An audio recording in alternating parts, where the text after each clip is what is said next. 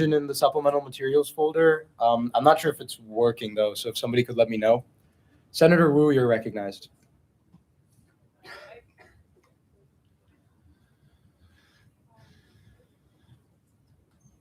Hello, thank you for your presentation. I wanted to ask, were there any students who were consulted, or do you have any plans of consulting students for the remodeling of the McGurk Stadium? Yeah, so we presented this to last year to our student advisory board, which meets monthly, and asked for feedback. And then we also did that with Athletics Council, which has SGA members as part of it as well. So 2 different iterations last year. Really, the ADA considerations are to actually exceed code. So those weren't anything we did to upgrade our facility. We had to do a lot of those ADA considerations anyway. But if we go into future phases, that's where I think the stakeholder group expands exponentially, and students will be consulted through both the informal and formal channels that we had there on one of those first slides. It's a good question. We're having some trouble with the presentation. We'll just send it out afterwards. Senator Vender Wilson, you're recognized.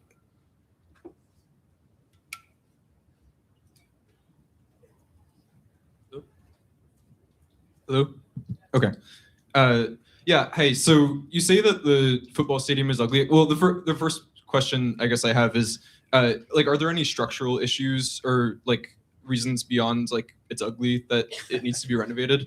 Most of the cement in there that we've had issues with, we've fixed. Over the last 5 years, we had a bunch of spalling to the cement. Structurally, it's sound. They built it 60 years ago, and I'm happy to say they did a good job because it's sound. So no major structural issues. We have to reinforce a couple areas to get that ADA seating done, which will be done with some ancillary pilings and things like that. But structurally, we're good. Okay, yeah. So the reason I ask is because, like, you say it's ugly, but students, UMass students and faculty don't really spend much time at the football stadium. And we have so many other buildings on this campus that are far older and are falling apart. I had class in Mockmer earlier today, which is a building that's filled with asbestos and that has tiles falling from the ceiling. So how do you justify spending $25 million on a stadium just because it's ugly when we have, so many buildings that are far older that students are spending much more time in, including including dorms, right? Dorms that are far older and uglier that students and faculty are spending much more time in. Yeah. Well, the slide of 1.5 billion over the last 10 years, and we're 3% of that, I think tells you we are investing in things outside of athletics, and that our deferred maintenance is catching up to us in a way that we have to continue to think about the things that are impacting athletics too, not at an exponentially higher percentage. But I think the calculus here is that it doesn't mean just because we do, and we're not suggesting yet 25 to 30 million. That's what it would take to do some of the things I showed you. That's not necessarily the plan. Looking at the P3 opportunity is the first aspect of it. We had to make those ADA upgrades and do things that would return investment like the LED boards, okay? That will actually pay for itself. But I would say this, if we continue to invest in those things, it doesn't mean we wouldn't invest in other things. It doesn't automatically mean we take money from other projects on this campus. And I think the fact that we've done $1.5 billion in the last decade tells you that we've got priorities that are spread out and equitable. And I'm not the one that ultimately makes those decisions. I obviously advocate for those because they impact our student athletes that are students just like you, right? And I think sometimes we forget that. But that's a good question. Senator Tick, you're recognized.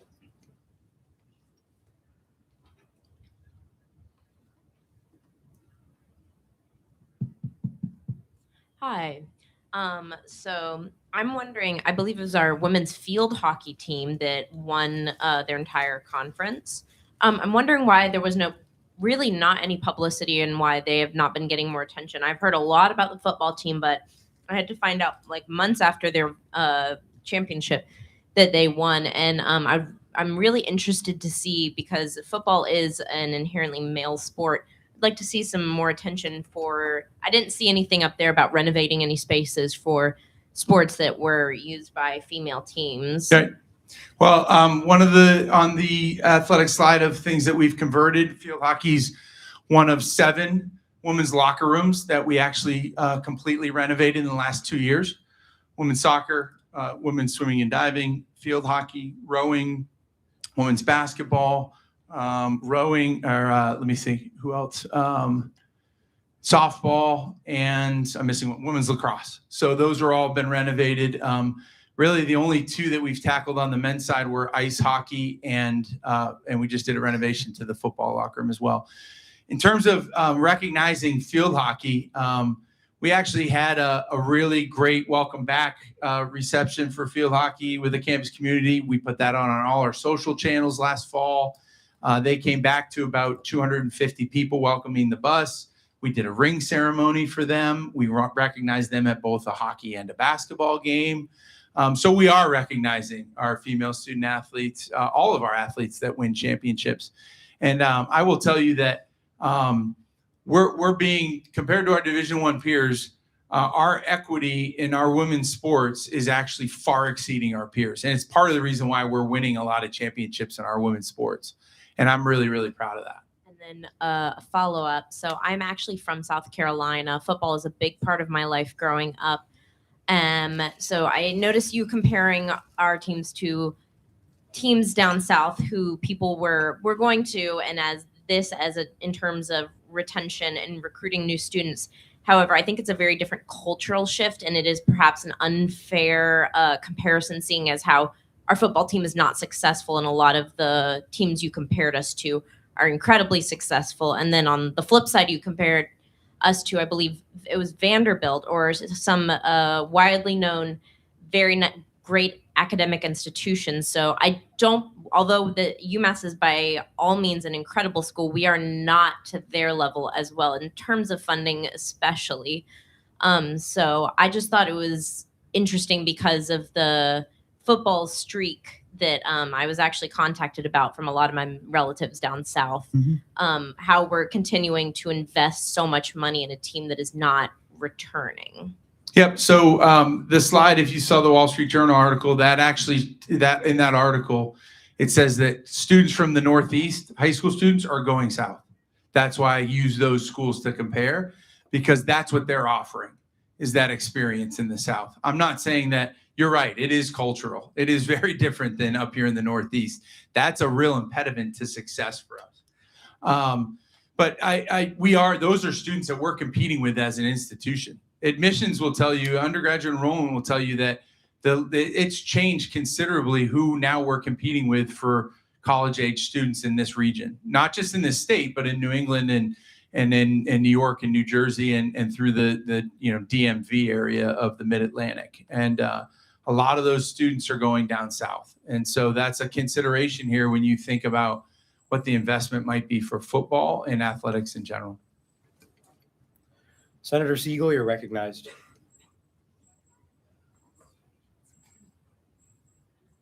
Yeah, so I don't know, sort of piggybacking off of what Elliot just asked about. So I just kind of want to ground this a little bit in the fact that, we are currently in a campus community where around, I think it's 40% of students are food insecure. There is a massive economic crisis on this campus. Tuition was increased this morning by the Board of Trustees by $616 for in-state students. One of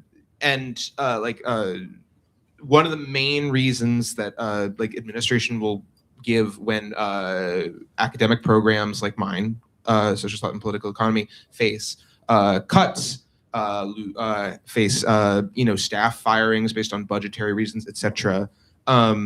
Is why what sort of mentioned before about over $2 billion in deferred maintenance costs, etc. Why these things don't get done is that we don't have enough money. This is the sort of refrain constantly, right? UMass football is, to my understanding, the most student fee subsidized football program in the country. And all the while, we also have one of the worst Division I football teams in the country. And so sort of my question is essentially like, how do you justify when we are facing this like student economic crunch, along with our academic programs facing an economic crunch at the same time? How do you justify sort of this increased spending on athletics, this increased prioritization of athletics, this increased sort of, and in particular, an increased emphasis on football, such as moving into, like you mentioned, the Mid-Atlantic Conference, which you said is a more football-focused conference. How can we justify things like this? Things like giving 5-figure raises to coaches and athletics staff year over year, etc. When we're facing these economic crises on campus, and at the same time our football program is failing. Yeah. Well, if you refer to any of those slides that I showed you on student fees, we're not the most subsidized in athletics or as a football program. There's an article that came out from Sportico that said that we're the most subsidized according to our total budget. But when you look at what we're actually getting in dollars, I just showed you JMU getting, 45. I don't know if we can go back to that slide or not. It's probably 20 slides back. Keep going. The percentage, to be clear. Yeah, not as a single, yeah. Well, it's not as a percentage. No, go this way. Keep one more. Here you go. One more. So this is our fee baked into tuition here at UMass. That's what it is at UConn. That's what it is at Miami of Ohio. That's what it is at JMU. Okay? That's what we get in revenue from that fee. This times this gives us that number. So we're not the most highly subsidized. That's misleading. We're not. And this is just 2 examples of many that are above us in student fees. And then if you look at football again, what I referenced on that slide, if you go back 2 or 3 slides, please. One more. This is what we're getting in athletics. This is what our peers are getting as a percentage of their university dollars. That's what the other 40 sampled public research universities are getting in the other conferences. So I would tell you, again, relative to our peers in our university budget, by percentage, we're getting far less. And this is all audited public data, right? So I can't speak to the academic pieces of investment. Other people on this campus will have to do that. I can just speak to what we're doing in athletics, the monies that we're getting, the fact that 1.6% of our operating budget as an institution goes to athletics. So, Senator, I'd like to move on to other questions. How many more questions are still left? Please raise your hand. Okay. For time's sake, we have other business to consider. I'll take 3 more questions. Chair Trong, you're recognized. Yeah, I was wondering if we could go back. I'm not sure which slide it is referring to the capital improvement projects. And I was just curious if you could clarify how much of that is like private versus public investment in terms of that. You want this one? Uh, Do you want it for athletics or campus? for athletics. Yeah. Okay. Keep going. 3 more slides. One more. 42 million spent in the last decade. 61% of that is funded through us. 39% of that is funded through the institution in the last decade. And again, that's the highest percentage on campus of funding our own. A lot of those academic and research buildings and student experience things were funded without philanthropy or other funds coming into this university. Senator Nalivo, you're recognized.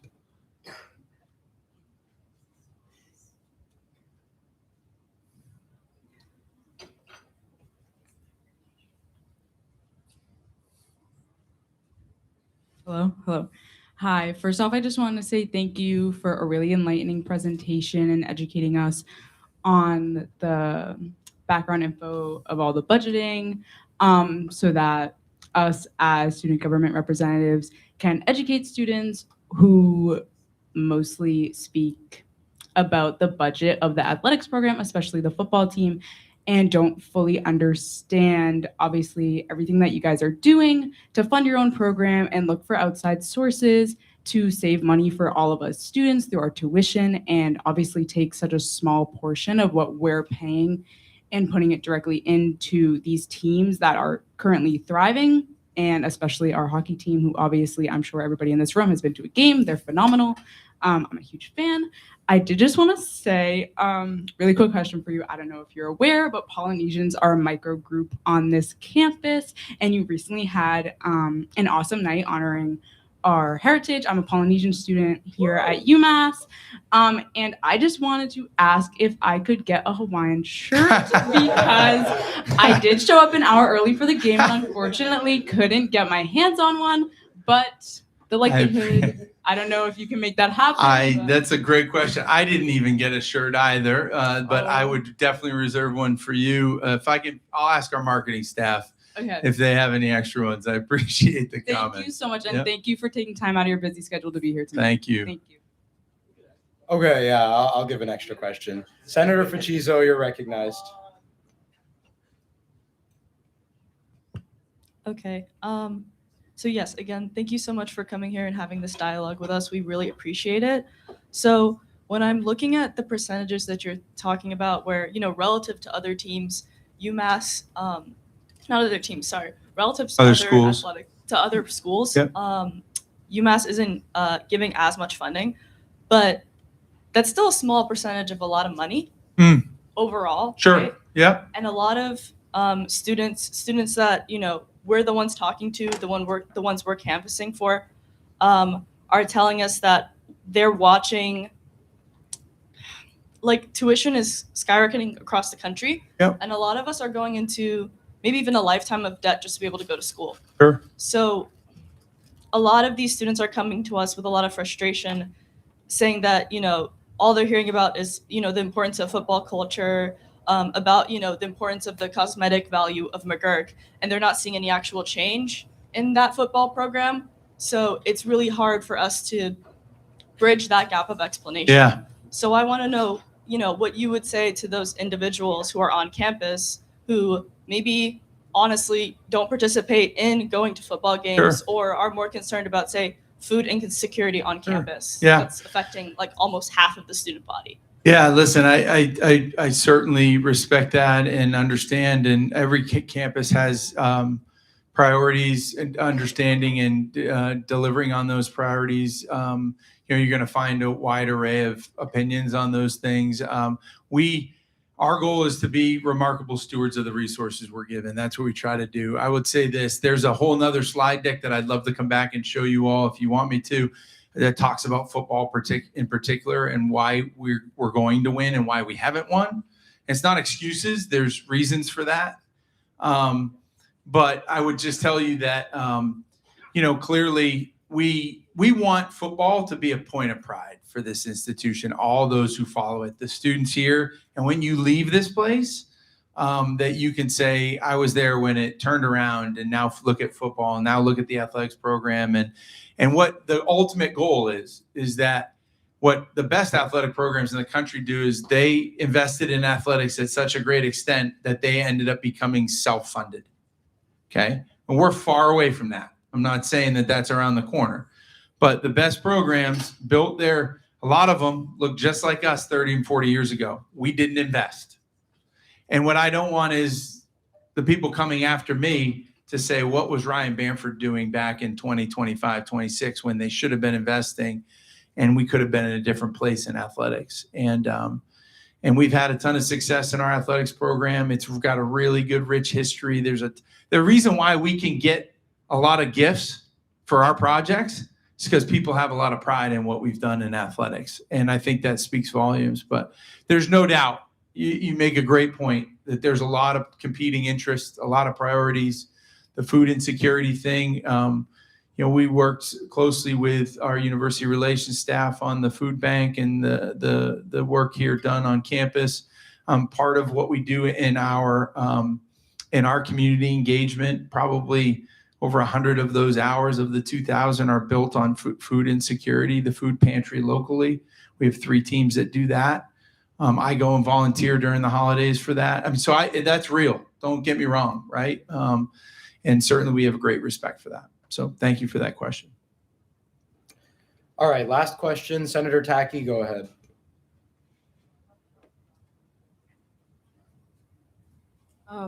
Hi, thank you so much for your time. We really appreciate you coming out to talk to us about athletics, even though it has been like historically kind of a controversial topic on our campus. Sure. I guess my question is, where do you feel like you've talked a lot about what you feel like are your successes as a department, and I kind of wanted you to elaborate on that of like, within the current funding structures, where do you feel like you guys are succeeding, and what do you feel like is falling short even within like the way you're currently funded? Yeah.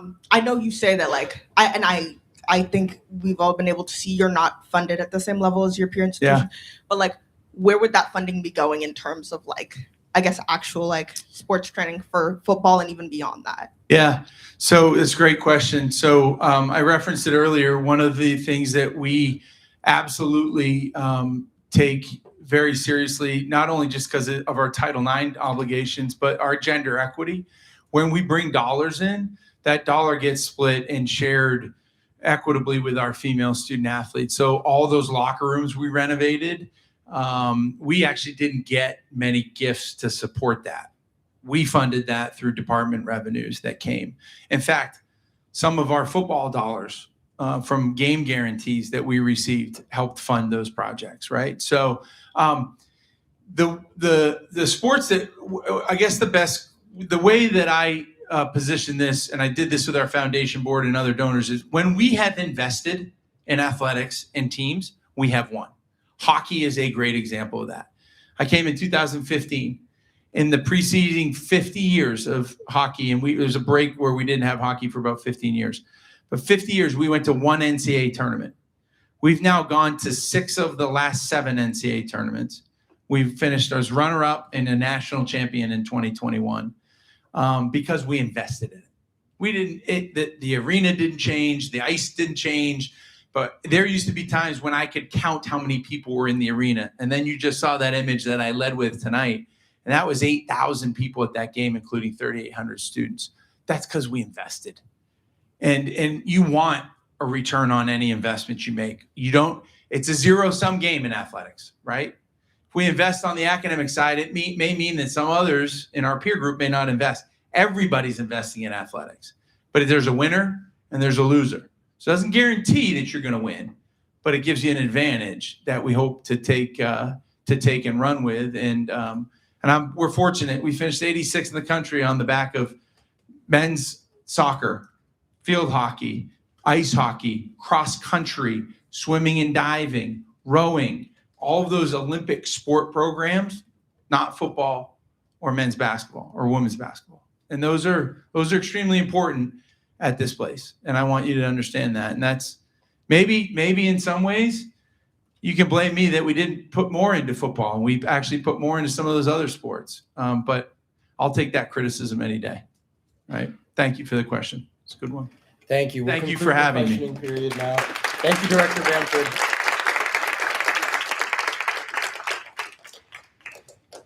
Does any other individual seek recognition to make an announcement? Senator Siegel, you're recognized.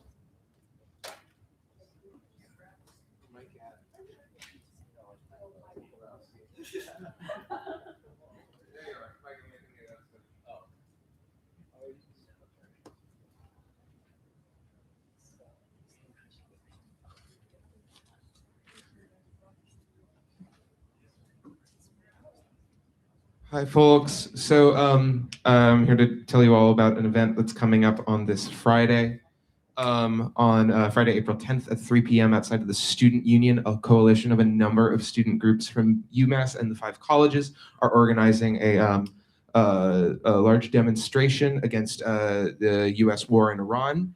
That'll be Friday at 3 p.m. our dear president, Mike Borowski, is going to be speaking at that rally.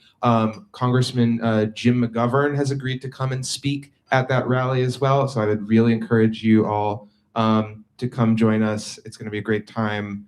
I'm going to pass around a small stack of flyers, but yeah, please show up. Yeah. Thank you. Any other announcements? Trustee Marino, you're recognized.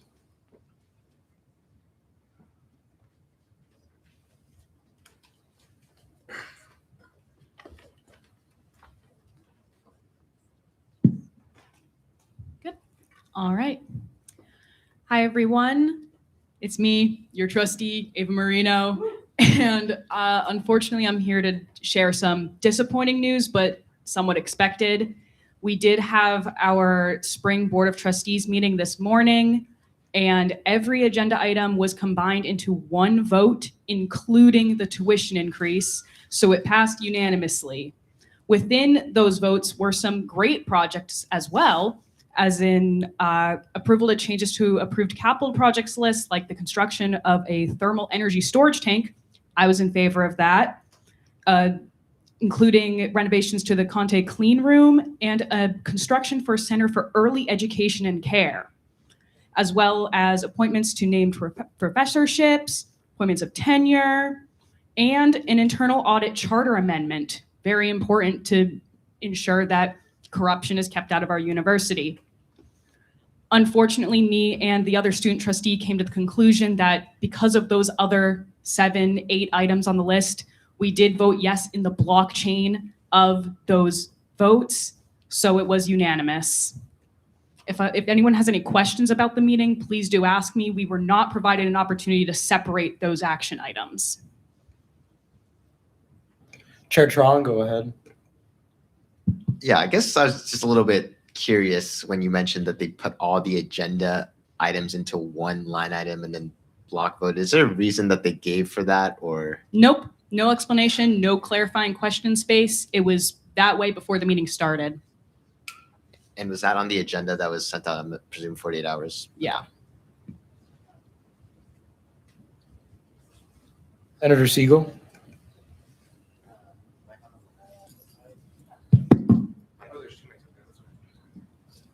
Yeah, totally get the rationale behind the vote there. It was going to pass regardless. It's good to vote to make sure all of that happens. I guess, obviously, this is quite terrible. You know, I mean, I talked about this earlier, but like it's an unacceptable increase in the economic burden on students here at UMass. Do you have any thoughts so far on like where do we go from here? Where do we fight back against this, or how do we, if this is inevitable, then how do we ensure that that's getting distributed in a way that's favorable to the interests of students? Yeah, that's a great question. I think really rallying behind the decision once the vote comes up. I wish we had known that it was going to be a block vote. If that were the case, I maybe would have been able to rally the other student trustees to protest that to the secretary, say, can you at least separate all the other action items from the tuition increase to give it a standing chance in the vote? So I would say that that could be one way we can tackle the problem next year. Continuing what we're doing, rallying, and continue to push back administration on when the process is happening of evaluating whether we need a tuition increase or not. What we've been doing, keep the message going. Any further questions? All right, thank you.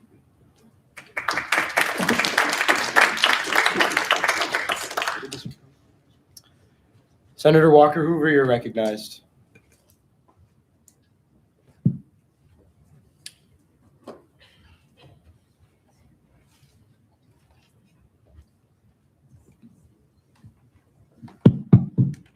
Want to be brief because I'm starting to see droopy eyes, but there's been a lot of stuff going on this week in national politics. Particularly Tuesday, our president or occupant in the White House said, quote, "A whole civilization will die tonight, never to be brought back again. I don't want that to happen, but it probably will," end quote. And so I'm here to publicly denounce that, and I hope you guys will show up on Friday for the 3 p.m. rally because, that they don't teach you about what happened in Nazi Germany was that their president was saying the exact same stuff. And, it led to a bunch of concentration camps. And, now we remember it as the Holocaust. So please, please, please use your voice. Your voice is important. Thank you very much. Thank you. Any other announcements? Senator Facizo, you're recognized.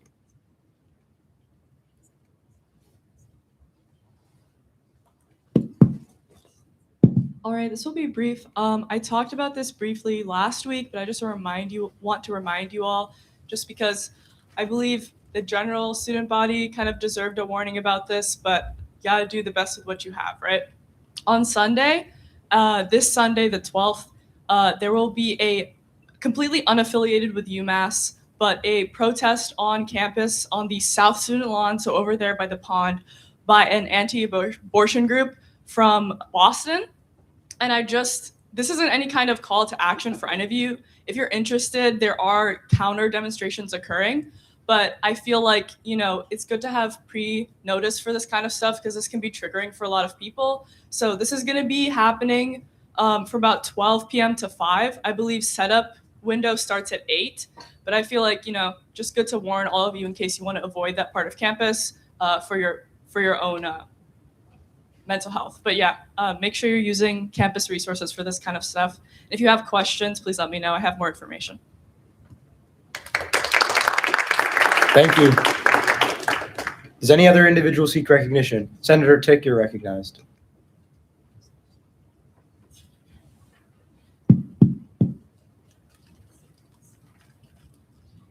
Hi, friends.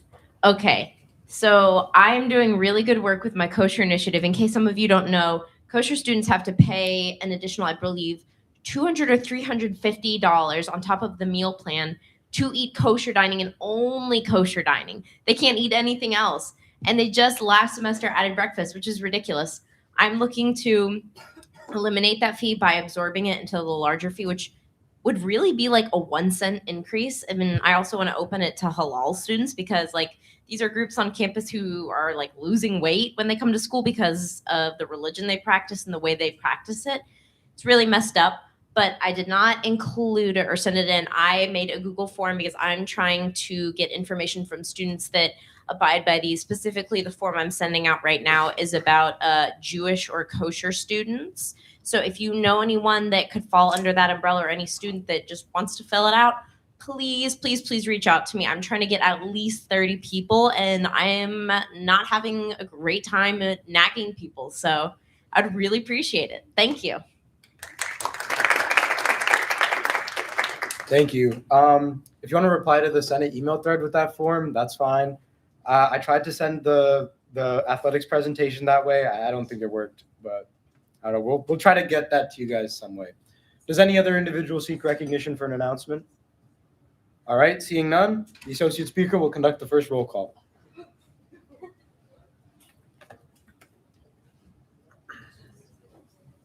Senator Shrafi.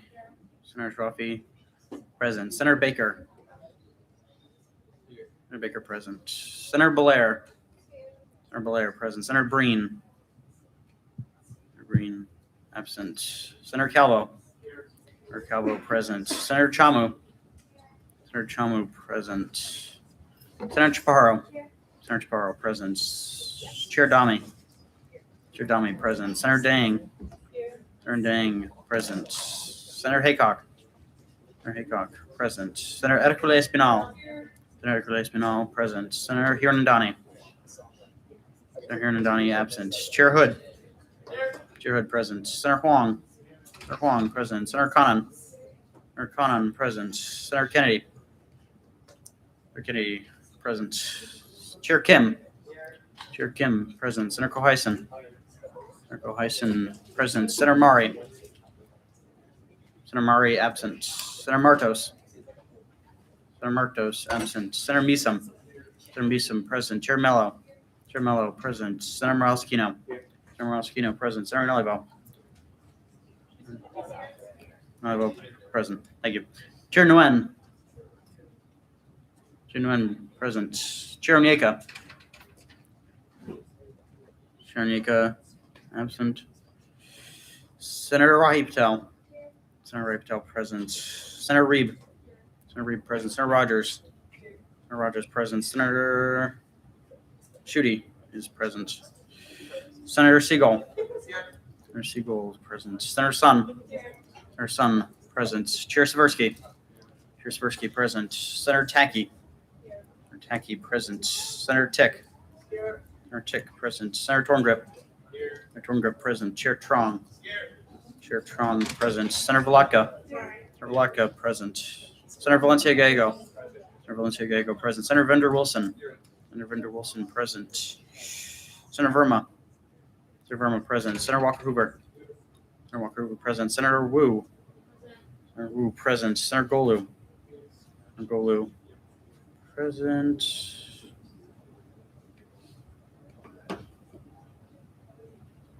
Yeah, I'm going back up to find it. Senator Fagiso present. With 42 voting members, a quorum is present. Thank you. The minutes from the last Senate meeting were sent out 48 hours prior. Are there any corrections to the minutes? Well, that's too bad then. Seeing none, the minutes stand approved without objection. Does there exist a reason to call into session the Committee of the Whole? President Borowski? You can do that after too if you want, like during the bylaw thing. Yeah, we'll allow it. All right. Does there exist any other reason to call into session Committee of the Whole? All right. There being none, the Senate will continue with the remainder of the agenda. The chair will now be yielded to the Chancellor of Elections to conduct the election of the Speaker and Associate Speaker of the Senate.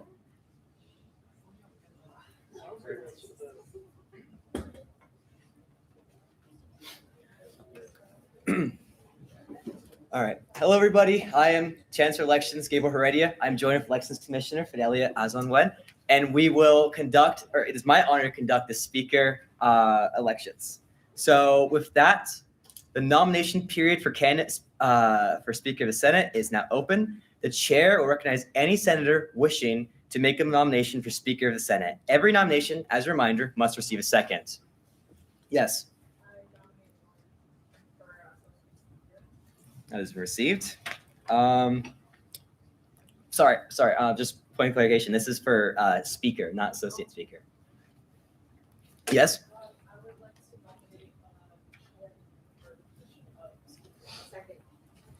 All right.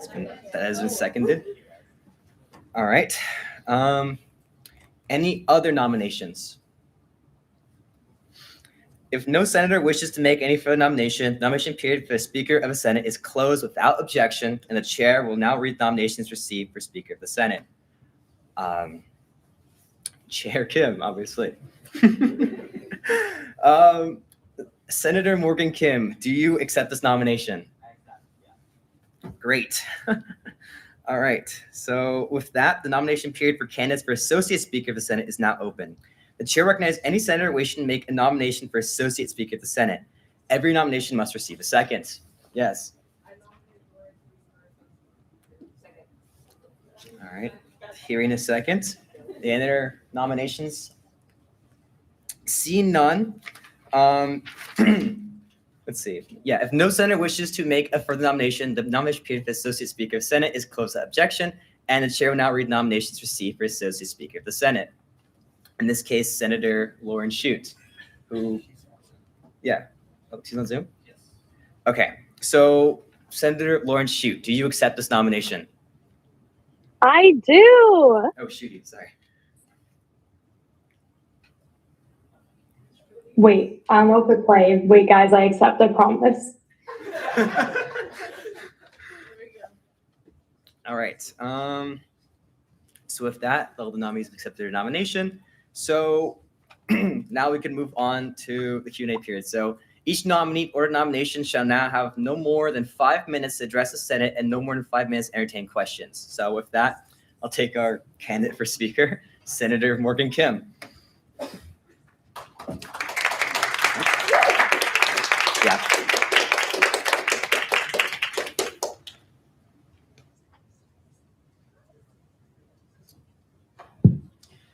Good afternoon, or good evening, everybody. Thank you for supporting my candidacy for speaker for the 2026 to 2027 year. I'm really flattered to be up here. I first want to start off by thanking Ishan and Cody for being really great bosses over the past year.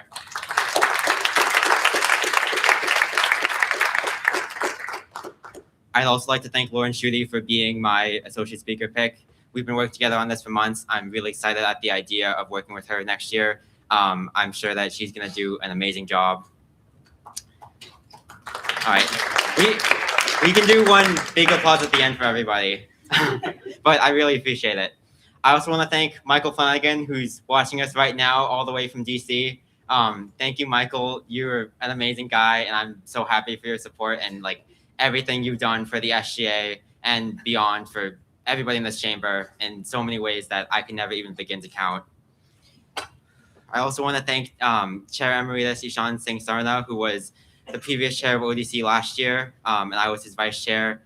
Ishan and I ran for speaker last year, and he's done so many things for me professionally, casually, and I'm really happy that I got to serve in the SGA with him while he was still here. But now to official business.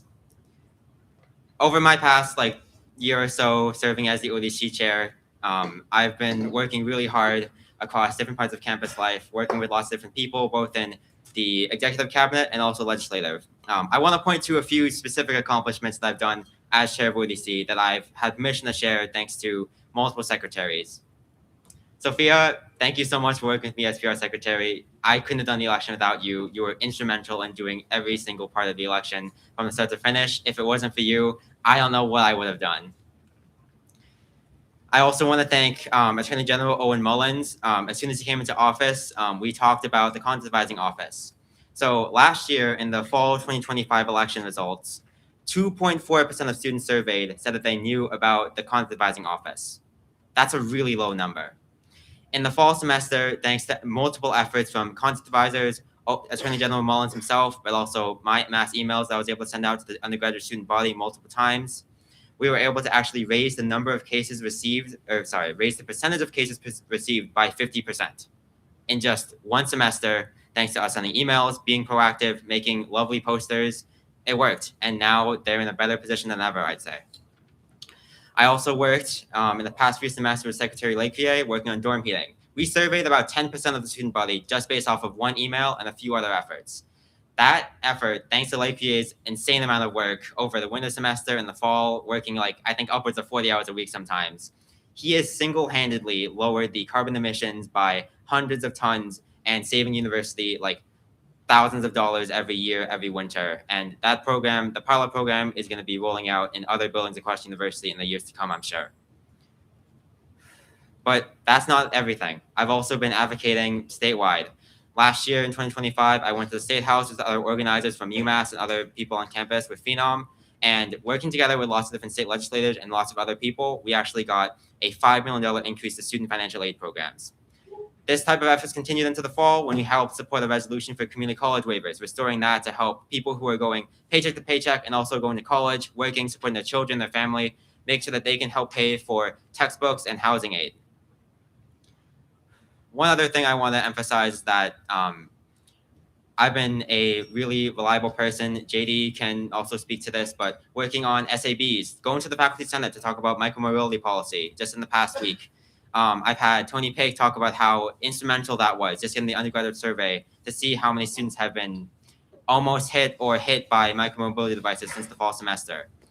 Just going to the meeting a few weeks ago, the Faculty Senate meeting, he said that was a real energizer and it was really good for discussion. And I would be honored to continue serving the SGA, the undergraduate student body, all 23,000 or so of us, and doing that as your speaker. Lauren and I, we've been working on ways to make Senate more accessible after talking with specific senators, working on ways to make it so that everybody, including members of the public who maybe they've never been to the SGA before, maybe they've only heard of the SGA during election season or when the RSO budget gets cut, make sure that they can come into meetings, feel comfortable talking with people, talking with their elected representatives, and making sure that what we're doing is representative of their feelings on this campus, because that's what we're here to do as a legislature. We're here to really represent that whole undergraduate student body and do a really good job. And that's what I would love to keep doing as speaker next year. All right. Thank you so much, everybody. Thank you very much, Senator Kim.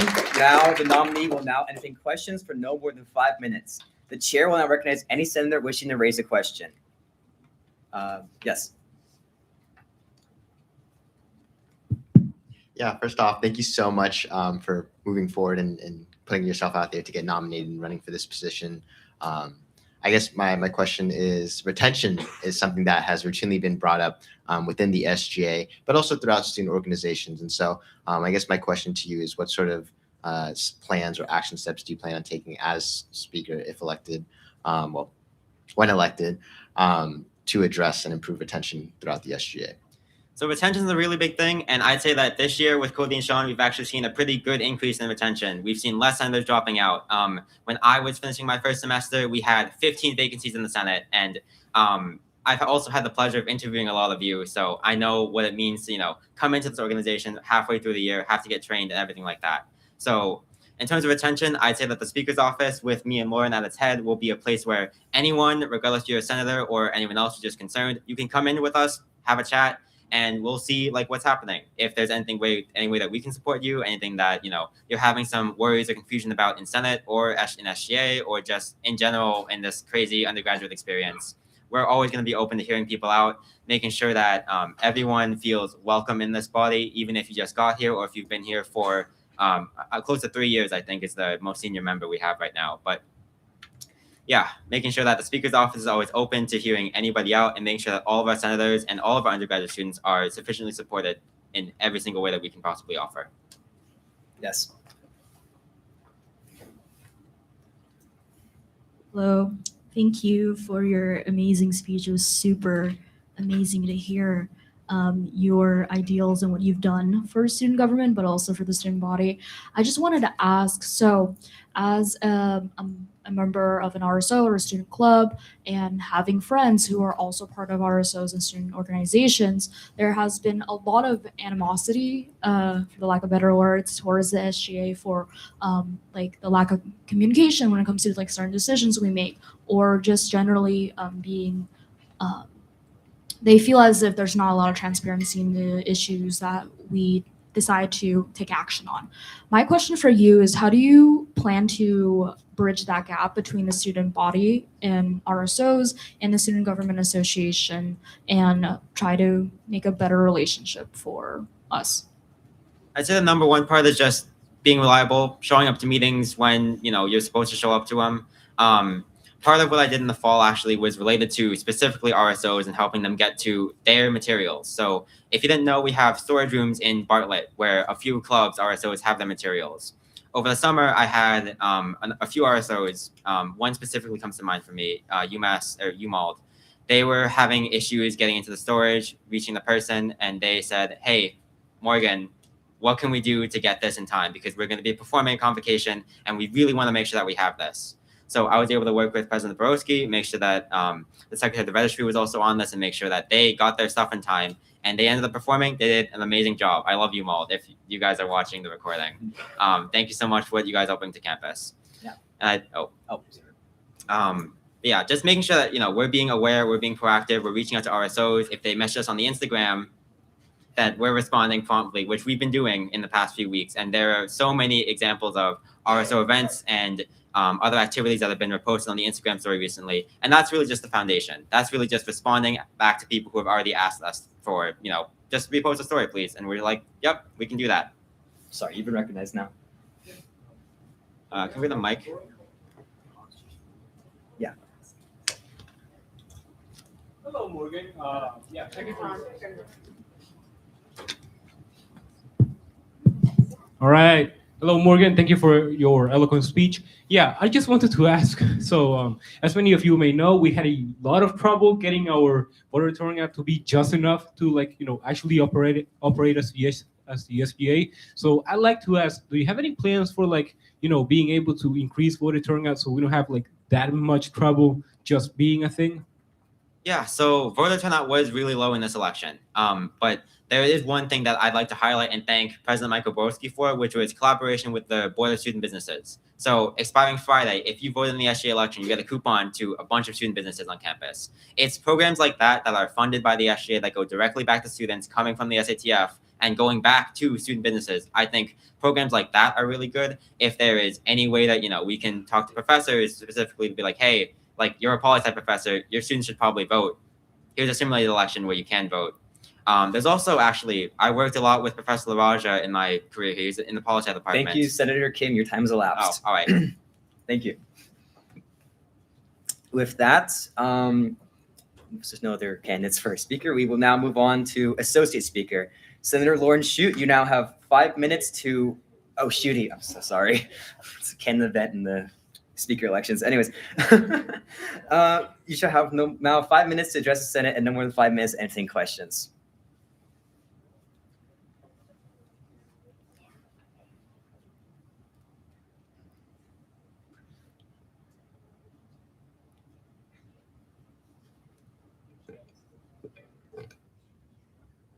Master, I've been working Chair Kim to prepare. Wait, can y'all hear me?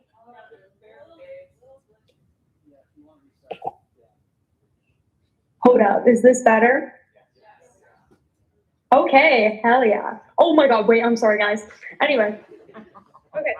Since the beginning of the fall semester, I've been working alongside Chair Kim to prepare for what the Associate Speaker position entails, and I really firmly believe that I'll be able to make a meaningful contribution to the Speaker's office. From the very beginning, I found myself leaping at any opportunity to get more involved with this organization, whether that was being elected originally as a senator for the class of 2029 or partaking in the pilot for the SGA course recently. I got elected as vice chair for the Administrative Affairs Committee, and I'm quite an active member on the Constitutional Affairs and Reforms Committee as well. Just again, from the very beginning, I knew that I didn't just want to scratch the surface of what I could contribute. I wanted to understand the inner workings of this organization and find ways I could ensure our student body is represented, which is what led me here. My goals as Associate Speaker of the Senate are to aid in the fulfillment of, quite literally, everything Chair Kim has discussed in his speech, not because I have to, but because I truly want to. The focuses he discussed are ones that we mutually believed would benefit not only this organization, but our student body. When I first got involved in the SGA, I noticed that despite our very purpose being to represent our constituents, many of them found it difficult to voice their questions and concerns to us. SGA, in the eyes of the students, has almost become this mythical thing at UMass, and students believe that they're on the outside of it rather than being at its very heart. Both Chair Kim and I have mutually agreed that things need to change, and we need to make this organization a place that's accessible to our student body, not as something they view as being before them, but with them. What good are we to our constituents if they... So guys, ignore that. Anyway, what good are we if our constituents don't even know what we're representing for them? Okay, so this is like disrespectful of this car in the possible parking lot, Brent. Okay. We exist to make change for our students, and I just want to keep reaffirming that to them. But in order to do that, we need to be on the same page. At the end of the day, the Senate and the Speaker's office are what make up the legislative branch. We aren't two separate entities, but rather pieces that create a whole. This fact seems to be forgotten almost completely over the years, and I really would like to change that. I want to help rebuild our connection within this organization because we should be working together, not against each other. Once we achieve this, it's not only going to help us better represent our constituents, but also ourselves as individuals within the branch. Your work deserves recognition, and I want to build a relationship where we can do just that. Alongside that, I want to ensure that all our future members feel prepared to step onto the Senate floor. The more confident you are in your abilities, the more you are able to achieve what you've set out to do in SGA. In my first few months as a senator, I had a lot of difficulty getting involved in the conversation because I was terrified of making a mistake. I wanted to represent my constituents, but I didn't necessarily know how. And so I want to make sure that each and every one of you within this branch feels comfortable speaking up and being an active voice in our meetings. And just last but not least, I truly do love this organization. I want to see us succeed. I want to further this place.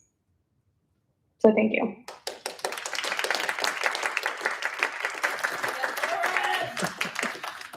And with that, the nominee will now entertain questions for no more than 5 minutes. The chair recognizes any senator wishing to raise a question. Yes.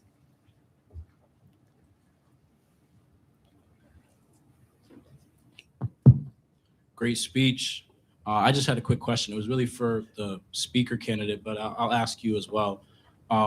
I'm more interested in radical changes. So like maybe changing the time from Senate from 6:30 to maybe 6 p.m. or like something like that would be radical, right? But it would get more people like here, like that aren't in SGA here, to like watch and see the proceedings. Because a lot of the times is, this late meeting time, students are going home, they've got club activities, what have you. And so like, are there any like radical ideas you're thinking of like that could like really shake things up here? I think, as I said in my speech earlier, I definitely want to facilitate more communication with the general Senate body and the Speaker's office. So if that's something our senators genuinely would like to look into and believe it would be beneficial for our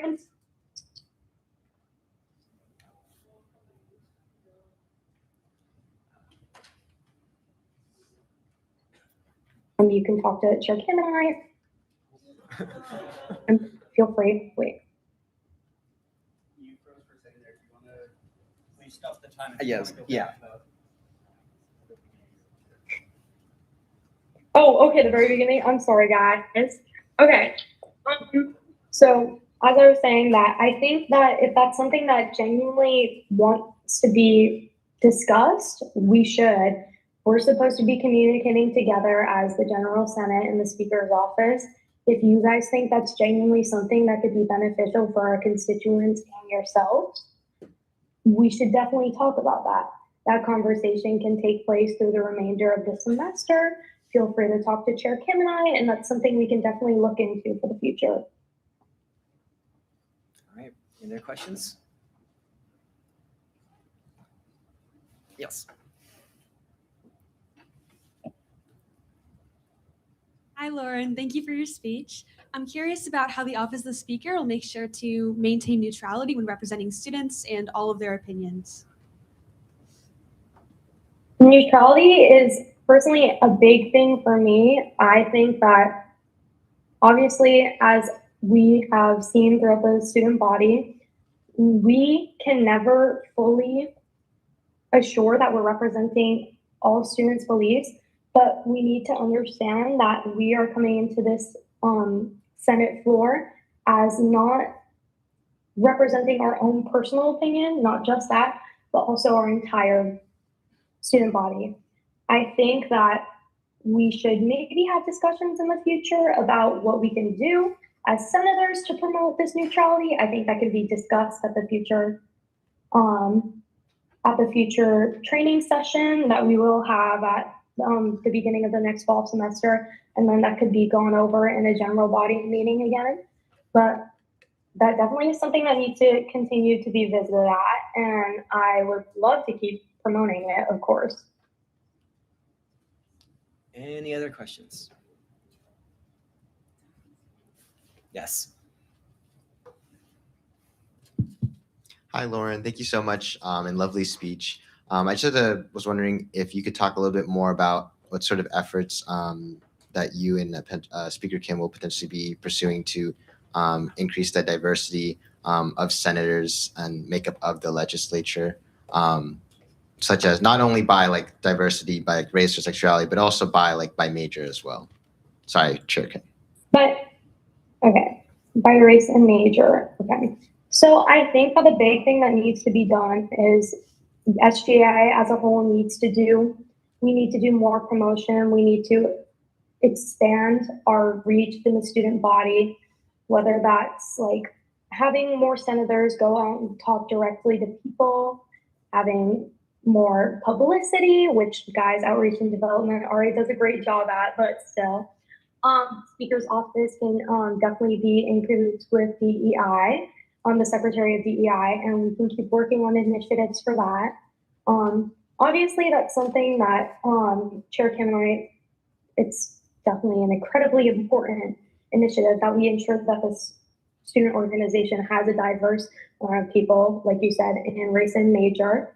And so that's something that can definitely be worked on. And I will support absolutely any initiatives to do that. So again, please, we will keep working on things on our end, but if you guys have any suggestions or wants, come to us and we would love to talk to you. We want to hear what you have to say. We want to help initiate what you want to see. All right. Well, with that, the questioning period has ended, and the chair will read out the nominations we have. The following nominations for Speaker of the Senate have been received by the chair and seconded. Senator Morgan Kim.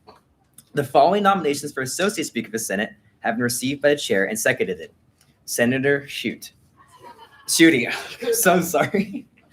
And with that, these nominations have been recorded. A ballot will now be distributed to each senator, and each senator shall cast from the list of nominations recorded from each office 1 vote for Speaker of the Senate and 1 vote for Associate Speaker of the Senate. Please use the nominees' full names. Upon distribution of this ballot, senators will have 5 minutes to cast a vote.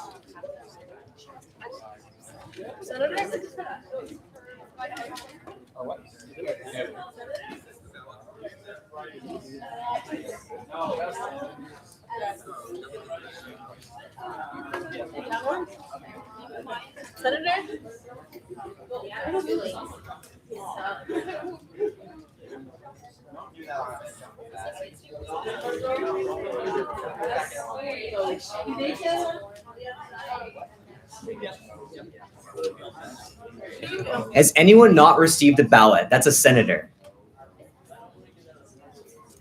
Okay.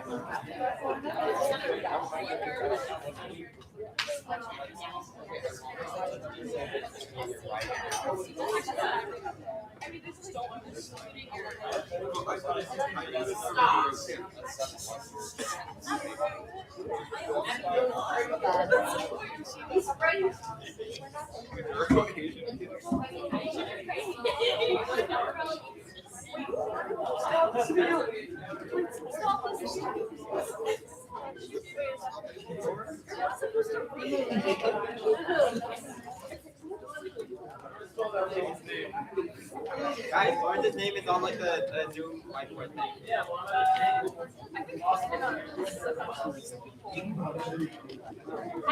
Ask the person sitting next to you.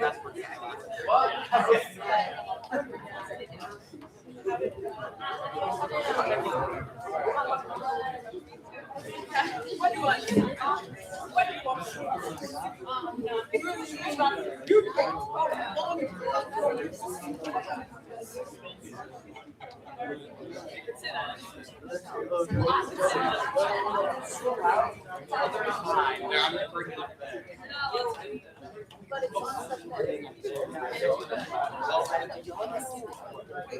I was told I'm not allowed. Whose hammer is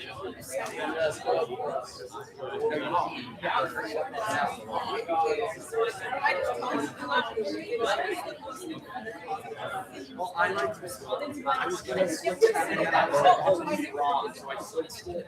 I assumed that I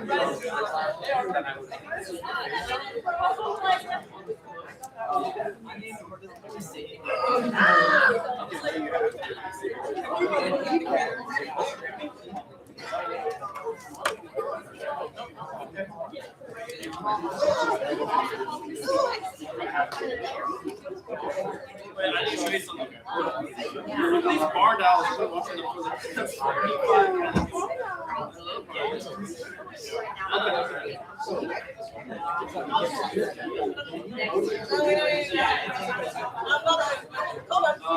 write that down on the computer.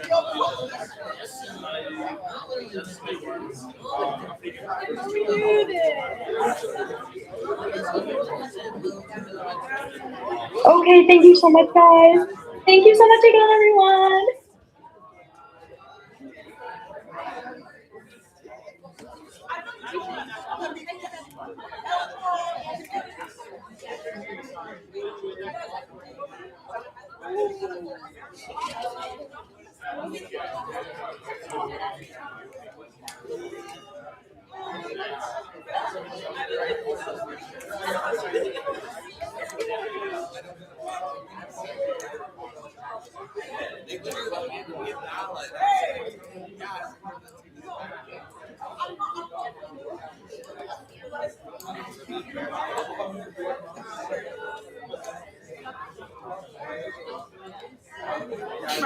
All right.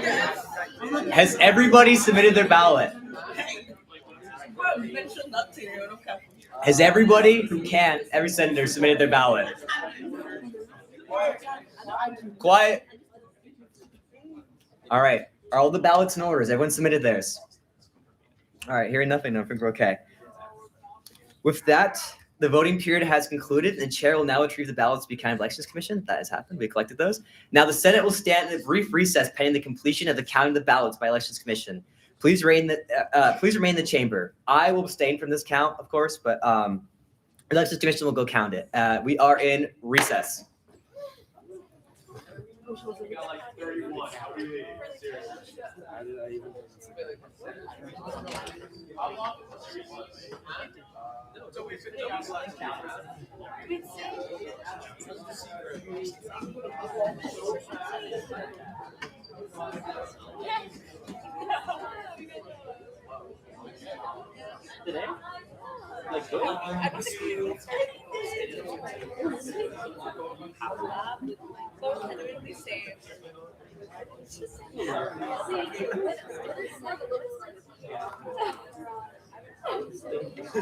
You can miss, yeah, you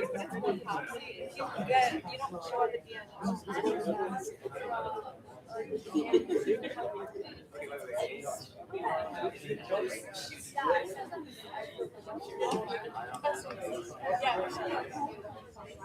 You can.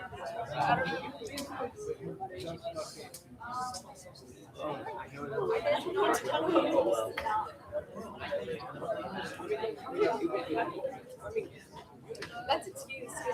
You should do it.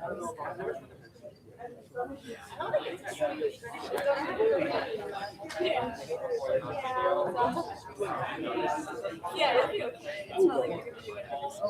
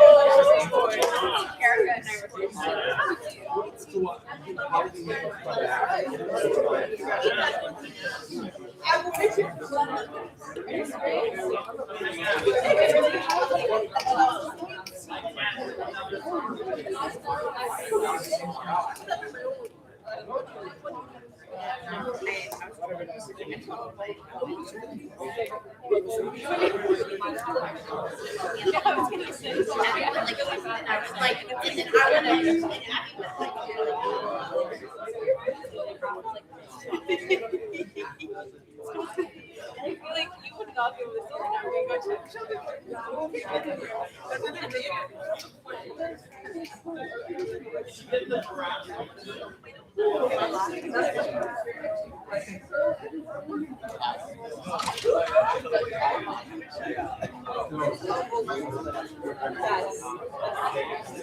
go She was always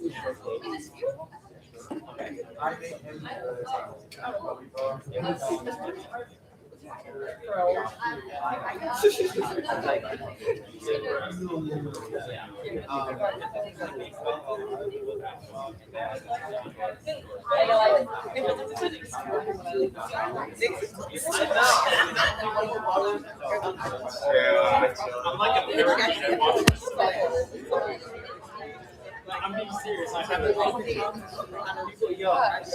In recess. Last time I was in recess, I would have been on the swings. Wait, what if the hobby horse?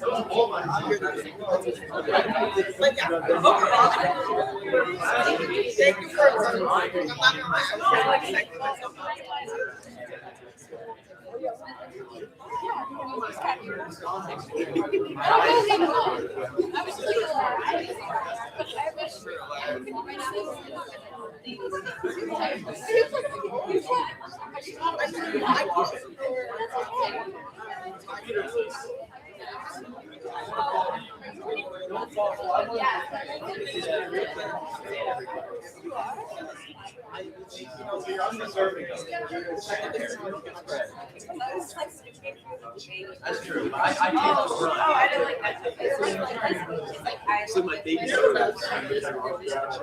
exactly. That way starts.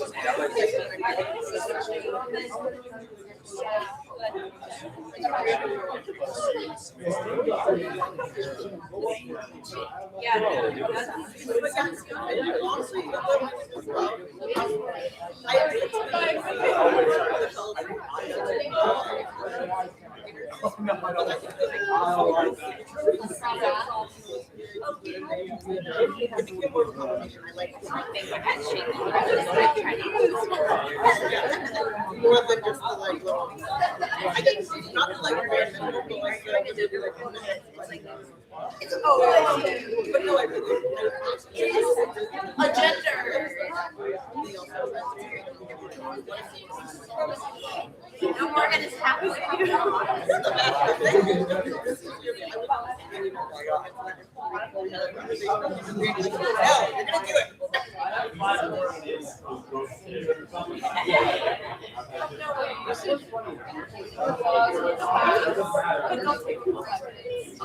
I don't know. You know, I saw my plans are shoot her as in, let me shoot them as in, let me see some titties.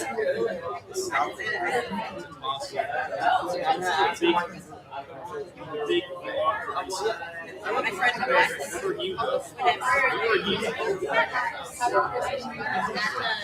What is your last name? I explained my pronouns are. What's your last name? I didn't even know that. No, that's not the. Okay, so my eye when I'm wearing nose. Here, you can have this. Should spray it on. No, you can have it. Here, spray it on my face. Oh my god! Guys, come on! You're a monster!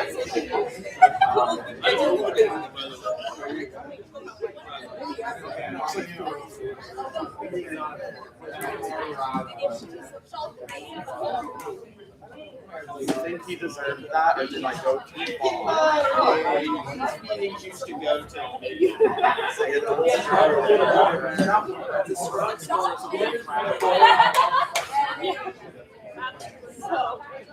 I've been spraying it for 40 minutes and she hasn't smelled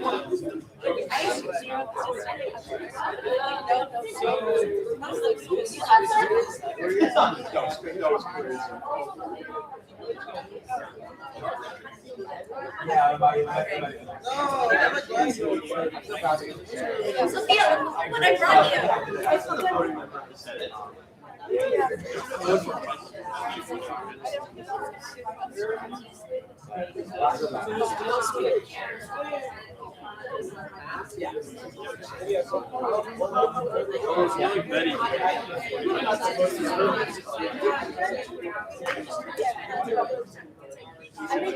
Okay. I'll go first. The Senate will be in order. Thank you. The Elections Commission has concluded the counting of the ballots. For the election of the Speaker of the Senate, Senator Morgan Kim has received 31 votes.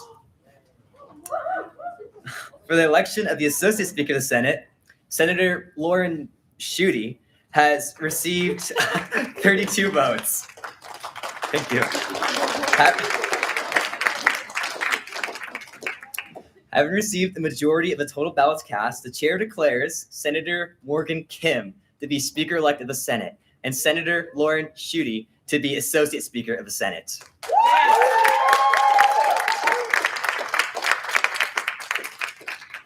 And with that, the chair shall now be yielded back to Speaker of the Senate. It's been an honor to serve as the Chancellor of Elections.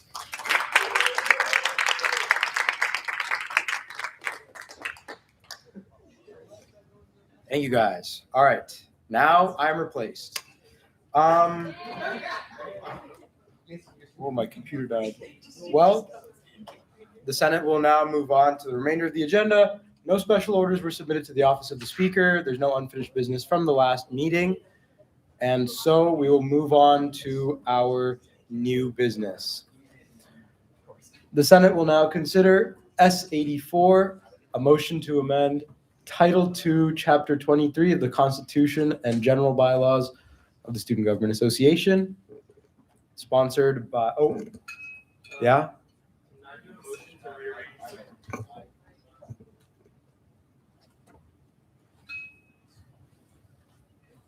Motion to rearrange the order of the agenda to put S86 at the top. Thank you.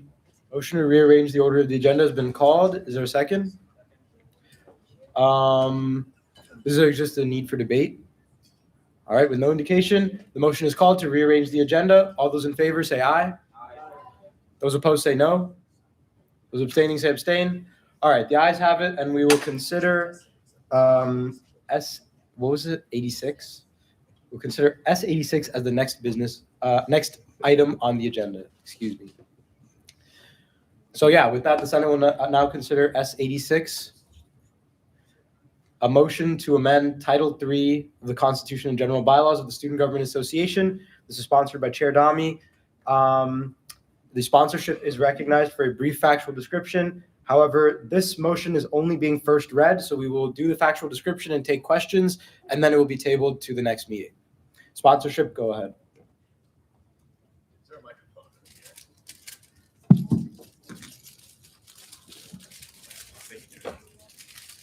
Okay, everybody.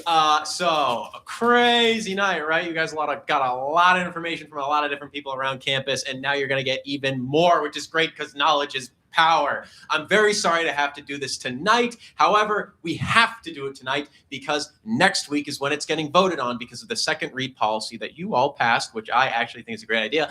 But we need to hire the cabinet for next year because these are the people who will be alongside our lovely chairs running this organization over the summer. So it is imperative we do this ASAP. As some of you may know, we have had the Governing Documents Reform Task Force, which turned into the Committee on Constitutional Affairs and Reform. And part of that was rewriting Title III of our operational bylaws, which is the executive branch. So here's instead of reading the entire thing, because it is basically a deconstruction and reconstruction of it, we're just going to do a crash course through this. And if there are any questions at the end or afterwards, come to me in the week before we vote on this next week. So I think we can move on. Okay, so quick briefing. What is the executive branch? They are the executive officers of the SGA. They are appointed by the president and the vice president. They are to fulfill the goals and priorities of the current administration. A distinction I would like to make is that unlike chairs and senators, which are elected to their posts, or in chairs' cases, elected and then appointed to be a chair by the speaker, secretaries are entirely unelected. Executive officials are unelected because they are entrusted to carry out the will, ideals, and goals of the president and vice president at the time, who are elected by usually the largest plurality in the organization. Each are the leaders of their respective offices and teams, as I'm sure you have all interacted at some point with one of the lovely, lovely cabinet secretaries of this organization. They're all super important and in most cases lead people under them as well, like their undersecretaries, deputies for Attorney General Mullins. He leads alongside Deputy Attorney General Brian Beltrami, lead the entirety of the conduct advising program, which is 10 more officers of the SGA. They are required to intersect, collaborate, and work with you guys, the legislative branch, which includes being confirmed by you during the beginning of their term, which is something we will ideally get to in a couple weeks. Moving on. So honestly, this will be included in supplemental materials. It's just debriefing. It's been a late night. I think we can just move on. Why is it changing? As some of you may know, last summer we had a report from a consulting firm that pointed out some of the structural issues in this organization that since then we have been working around the clock all year to fix. That has been the theme of this year, and alongside Chair Trong's Title VI, Chair Hood's Title VII, which will be going up in a couple weeks. This is just a part of the reform of our bylaws, title by title by title. These changes have been workshopped since last June, so it's not like I just cooked these up over the past couple of weeks. This took the form of the Governing Documents Reform Task Force from summer until late last semester, where it was turned into the Committee on Constitutional Affairs and Reform. And one of the big reasons why it has to change is similar to every other thing in our bylaws. Because they are 30 years old, every solution to them has been bandage on a bandage on a bandage on a bandage until eventually we lose track of what the original was to begin with. So this is not only a full refurbish, it is an overhaul to meet the current needs of the student body. So here's some benchmarking we did. It's just an example of what a structure, unlike the one we have right now, might look like. This is crazy complicated. To be honest, I don't know how they do this, but some of the biggest things we took from Syracuse University being the blueprint because they handle a very similar amount of money to us, they have a very similar amount of students to us, and their SGA has similar responsibilities to us. As you may notice, some of the biggest things is that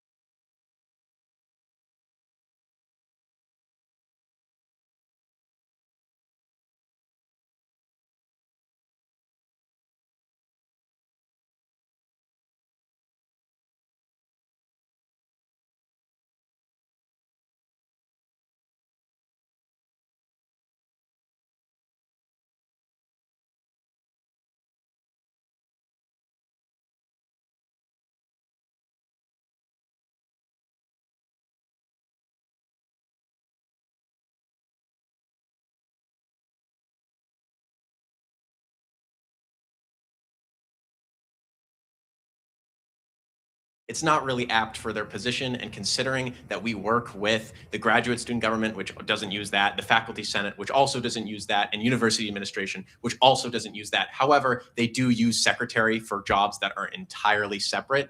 In our communications, the amount of times I've had to say, they're a secretary, but that they're not actually a secretary. It just made a lot more sense to switch.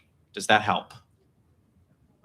Question, do you expect there to be some amount of confusion? Because from my perspective, and maybe I'm clouded by SGA jargon, I like when I think of director, I think of like, oh, this is like a person who is like an adult, who like a real adult who gets like paid to do like full time to in order to do things. Like when I think of director of finance, I'm gonna like oh, the director of finance is this like Sackle Finance, like are they affiliated, whatever. Pass that over to Vice President.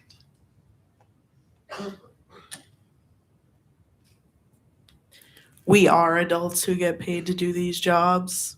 We are of age and we are state employees. So I think that you can argue about those two titles, but I think the argument that director is too professional of a title for us would be incorrect.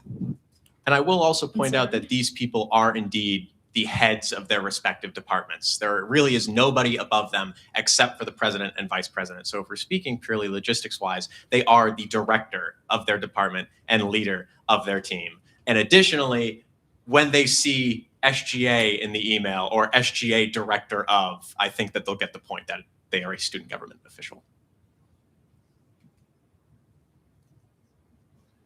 Yeah, I mean, so I have a question, but first just want to add, like, even as chair, which is clearly not necessarily like a name you'd attribute to a paid adult, like full time, people still call me in emails like Mr. and Mrs. Mello, like whatever, I mean, I feel like it's fair when you're interacting with someone to not really know how to address them. And so, I don't know, I don't think this necessarily changes how people would perceive us all that much. I was just curious about, you have conduct advisors like 1 to 10, and there's been discussions about changing that or changing the system or the amount. So just curious if you have any updates or what you'd expect for the structure to change in that regard. Yeah, so that's not purely reflective of the amount of conduct advisors. That, of course, is dependent on the budget that we have to submit by actually next Monday. So we will have answers to that. However, the conduct advising office at their peak would have 10. At their minimum, their bylaw guaranteed 6. So the 10 is not like a definitive number.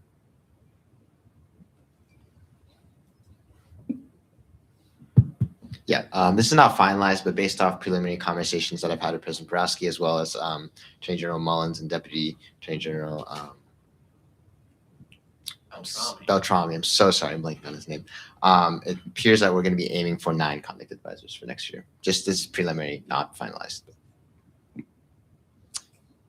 Senator Walker Hoover. Just a quick point of information.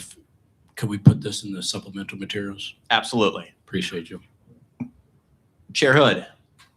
Can you elaborate a little bit on the chief of staff? So will their main job just be, like, when you say staff, does that just mean like appointing people to SABs, or will they also play a role in like coordinating the directors and, being like delegating authority and stuff? Is that still a role for them, or are they getting kind of downgraded? Oh, that's a great question. So the chief of staff at present, and according to the reforms in this, is in charge and can be delegated the managerial responsibilities of the president and the vice president. I think an important thing to realize in the cabinet is that any power granted to them is a power of the president that has been delegated, because the president and vice president, which again are the elected ones, cannot be and everywhere at once. So that is the purpose of the cabinet, is to fulfill those, as well as the fact that the president and vice president don't know everything. So they are empowered to hire people who are excellent in their specific purviews to represent and act on those purviews. So the chief of staff is in charge of coordinating interbranch communication and interaction, as well as the faculty senate appointments, the SAB appointments, as well as something I want to switch to into being very active onto, like keeping actively just kind of beefing up that part of the role even more, because as we've seen this year, that's something that we kind of need to be on top of, and it's also where a large amount of our grounding is in terms of our standing with university administration and the faculty senate. So I wouldn't say I'm diminishing the other parts, but I am making the faculty senate and SABs a more critical part of their role instead of just another part. But yes, they are still in charge of cross-branch interaction and are delegated some managerial responsibilities, like the accountability trackers from the president and vice president. Presentation is in supplemental materials now. Let me know if you can't access it. There's more. We can keep moving on here. I actually break down some of the changes. Some of the biggest are obviously streamlining it from 12 to 8. That actually matches the amount of chairs we have. Right now we have 4 more secretaries than we have chairs. And you may notice that there are actually usually corresponding secretary to committee chairs. For example, the Ways and Means Committee, there's a Secretary of Finance. Undergraduate Registry Oversight Committee, there's the Secretary of the Registry. Sorry, it's been a real long day. Undergraduate Services Committee, there's a Secretary of University Policy. I like that. I want to continue that because I think that fosters cross-branch communication. So by streamlining it from 12 to 8, hopefully everybody's better matched up to do that.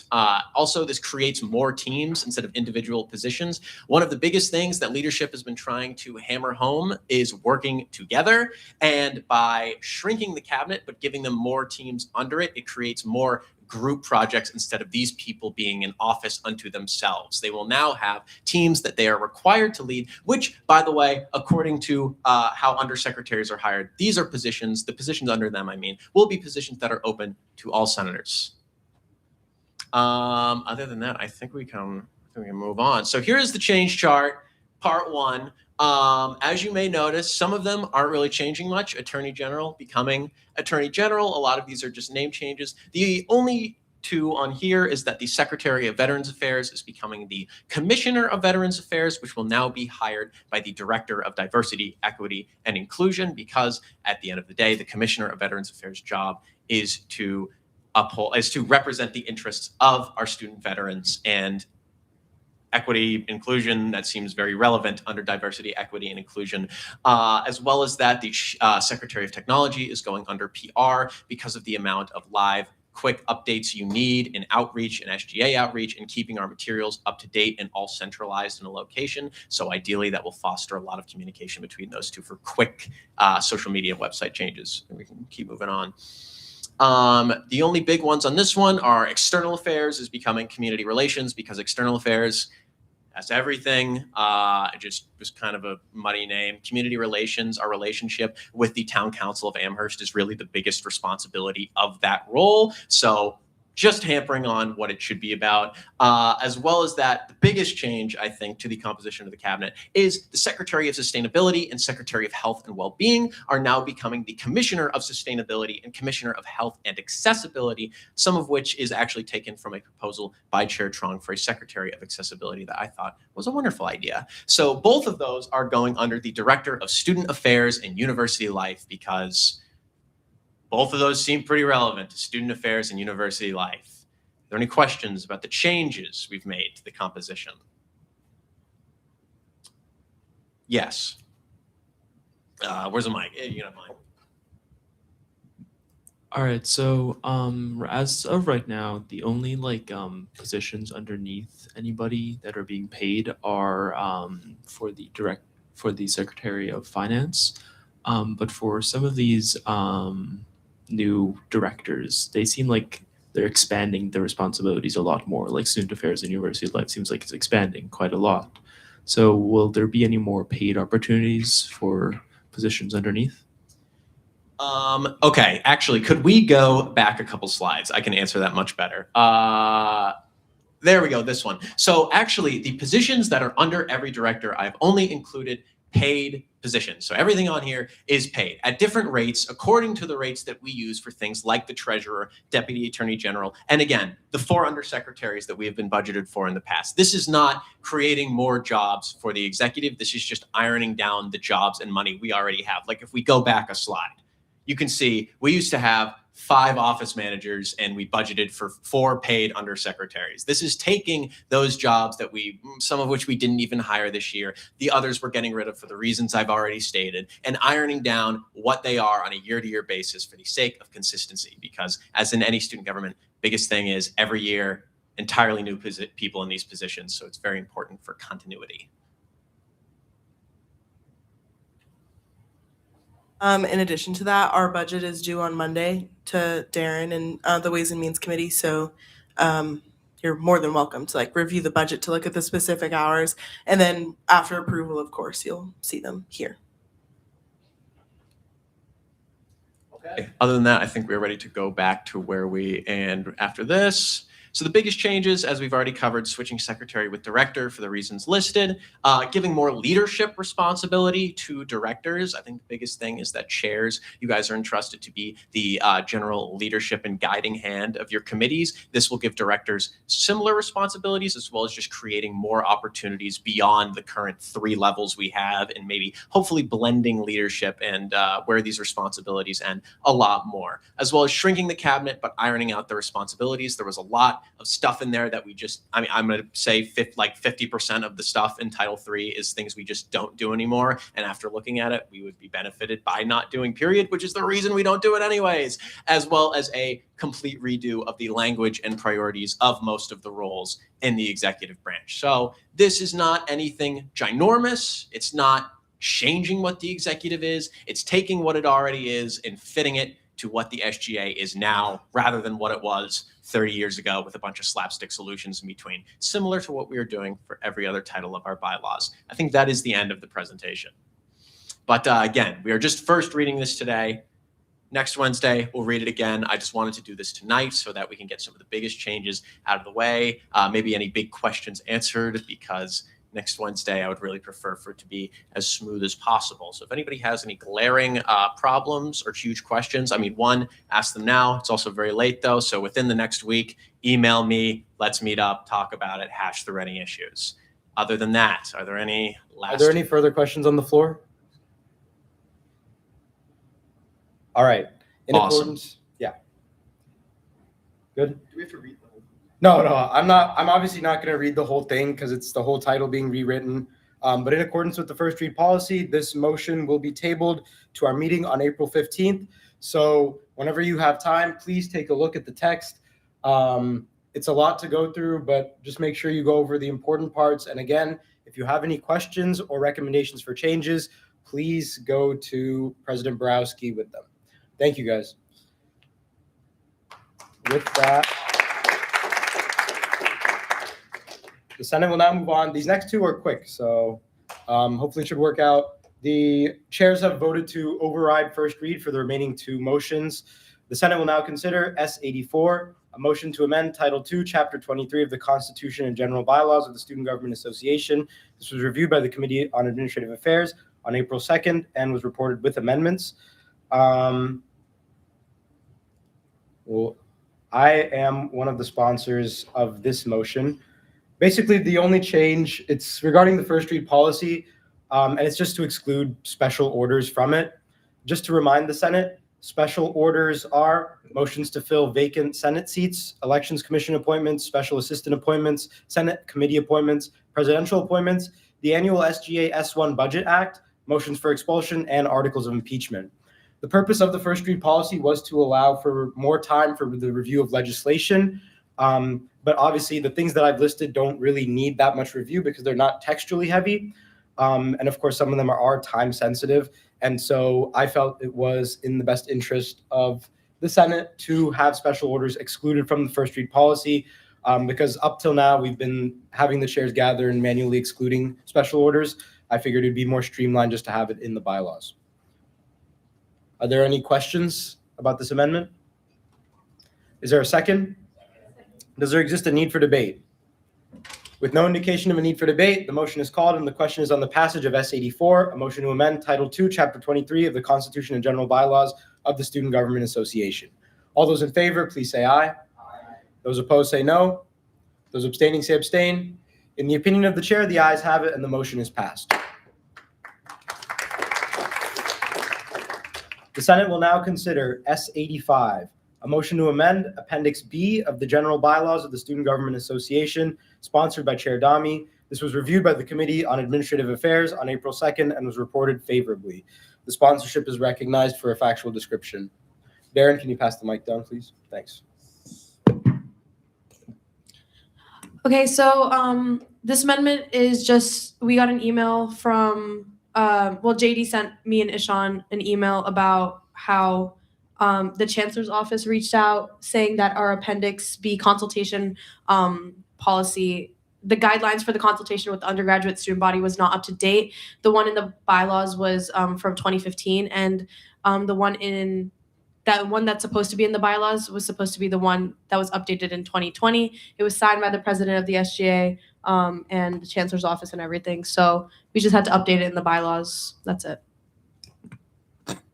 Just a clarification, this is the consultation policy for admin consulting with us, not us consulting with the student body. That's our 2016 consultation policy. That's different. That's a different appendix. Does the sponsorship yield for questions? Are there any questions about the amendment? It is just a total replacement of Appendix B. Again, not the consultation policy that we use for our resolutions. It's about admin consultation with undergraduate students. Are there any questions? Is there a second for the main motion?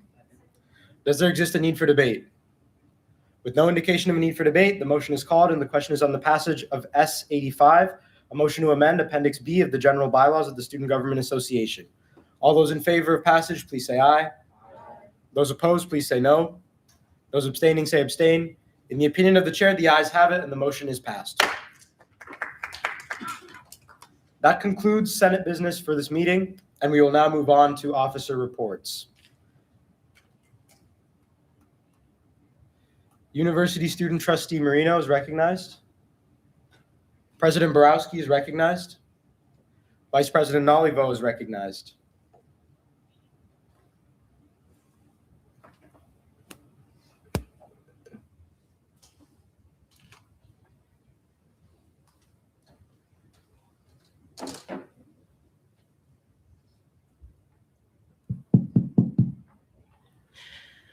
Hello.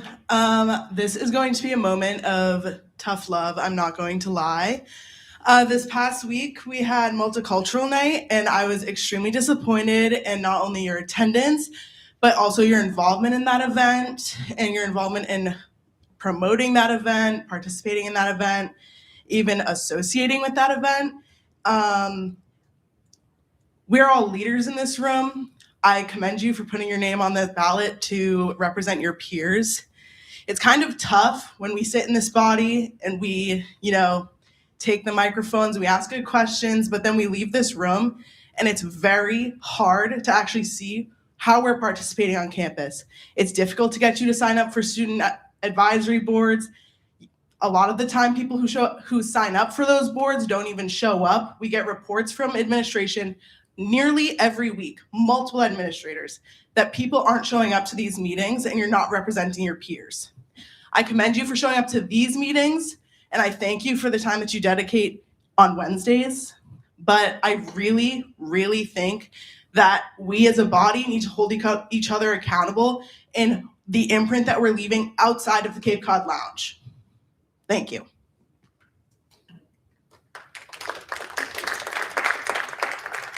Thank you. Not too much to report. Congratulations to Speaker-elect Kim and Associate Speaker-elect Schutte. Other than that, my report out is in the packet. Yeah, just my congratulations to Speaker-elect Kim and Associate Speaker-elect Schutte. And I would like to just echo what the Vice President said, not only about Multicultural Night, but about the SABs and faculty senates. We are hearing a lot from the vice chancellors that people are not showing up. I know that there's been some issues with emails and stuff, and we're trying to figure that out. But this is how we get to hear from admin about what they're working on, and this is how we get our input in what admin is deciding. So it's very, very important that we're showing up, and that if we're not showing up, we're asking for other people to fill in for these meetings. So thanks. Thank you. The Chief Justice is recognized, if present. The RHA President is recognized, if present. Any RSO Council Presidents may be recognized at this time. Does any member of the Executive Cabinet wish to make a verbal report out? All right, we'll move on. Are there any Faculty Senate representatives wishing to make a report out? All right. Okay. Senator Caldwell, you're recognized.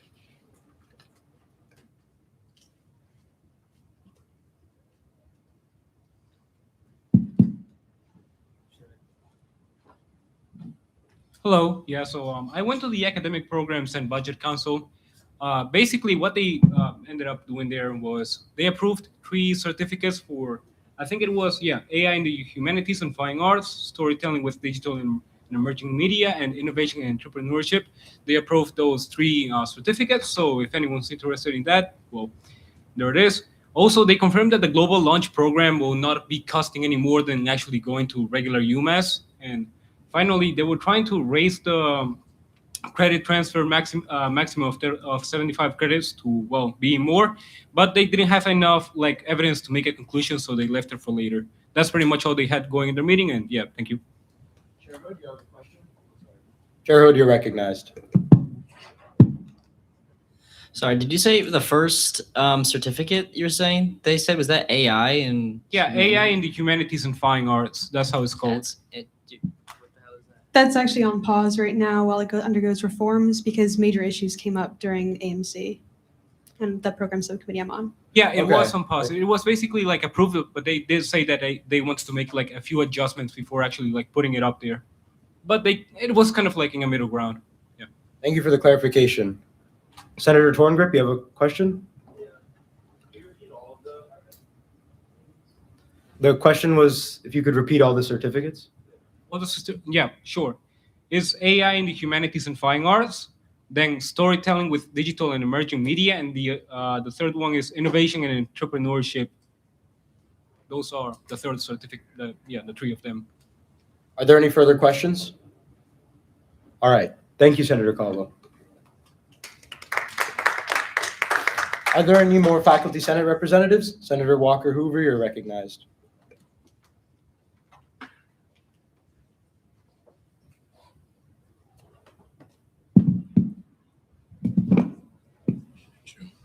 Yeah, so I attended the status of diversity faculty senate meeting on Monday. A lot of the talk was about diversity of language. So like if your professor has an accent, our students being respectful of the accent, like, or vice versa. If a student has an accent, is the professor being respectful of the accent? And so they're trying to work on a resolution for the faculty senate to put something, whether it's on the syllabus or something in like the new student or transfer student orientations, that acknowledges that we all speak differently, but we should be respectful of our differences, something like that. And then also Senator Tick was there as well, talking about the kosher meal plan and how that could also be concluded with halal, because kosher and halal aren't that too far apart. And so like just expanding like food options for students that eat different food. So that was pretty much it. If anybody has questions. Thank you, Senator Walker Hoover. Any more faculty senate representatives? Chair Mello, you're recognized.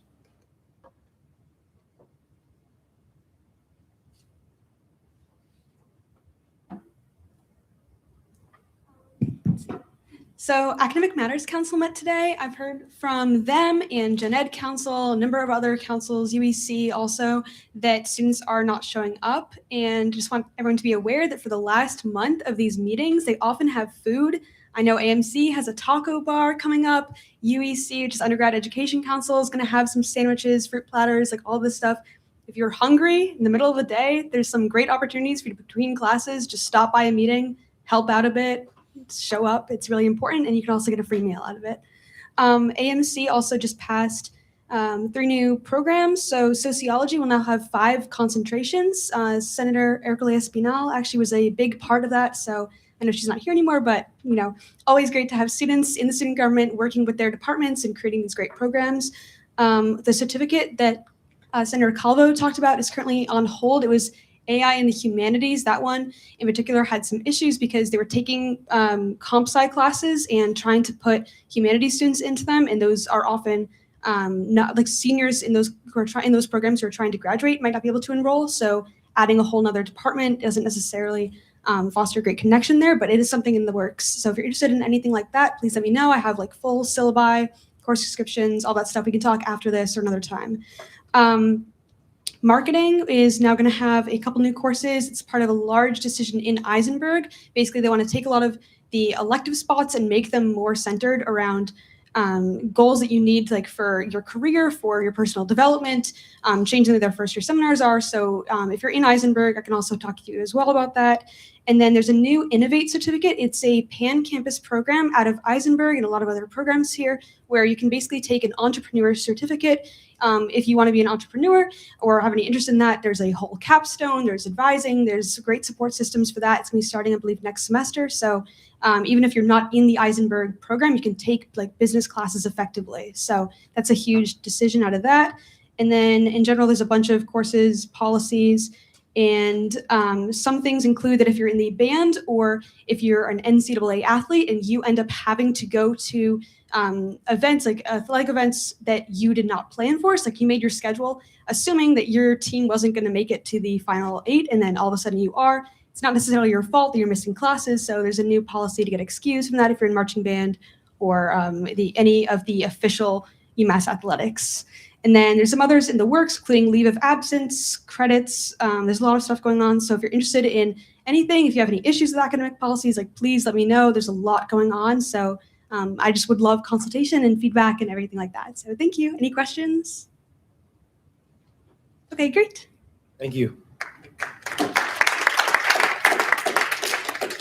Are there any more Faculty Senate representatives? Senator Siegel, you're recognized.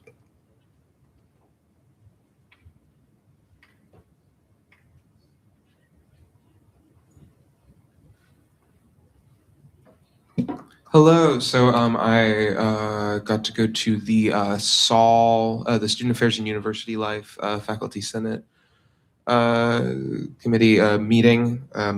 Was it, Morgan, was it yesterday? Yeah. Oh my God, it was yesterday. It's been a long day. But, and so there were two, we had the pleasure of having Shelley Perdomo Ahmed, who's Vice